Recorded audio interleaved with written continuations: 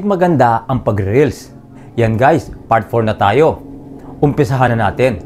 Ang paggawa ng reels sa mga social media platform tulad ng Facebook ay maaaring magkaroon ng ilang magagandang benepisyo.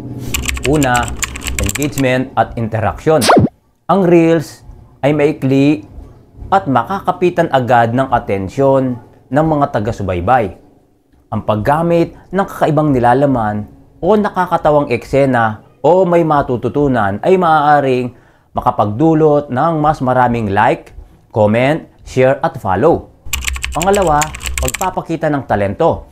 Maaari mong gamitin ang reels para ipakita ang iyong kakaibang talento o mga nagagawa mo na gusto mong gawin. Maaari itong magbigay sa iyo ng pagkakataon na mapansin ng mga mas maraming tao at makilala ka. Pangatlo, pagpapahayag ng kwento. Ang reels ay may limitadong oras, kaya kailangan mong maging maikli at maaliw para makuha ang interes ng iyong mga manonood.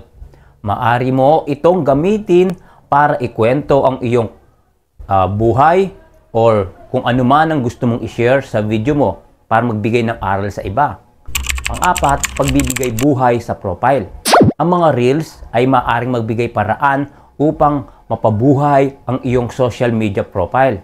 Sa pamamagitan ng paglalabas ng mga maraming reels, mas lumalawak ang iyong reach at maaaring dumami ang iyong mga taga-subaybay. Sa kabuuan, ang paggamit o paggawa ng reels ay isang mahusay na paraan para mapataas ang engagement sa iyong social media account, makahanap ng bagong followers, at ipakita ang iyong kakaibang style sa online na mundo. So, salamat ka success! Sana may natutunan ka sa simpleng video natin ito, kaya sipagan mo na sa paggawa ng reels. Okay, so see you sa susunod nating mga video. Thank you po and bye-bye!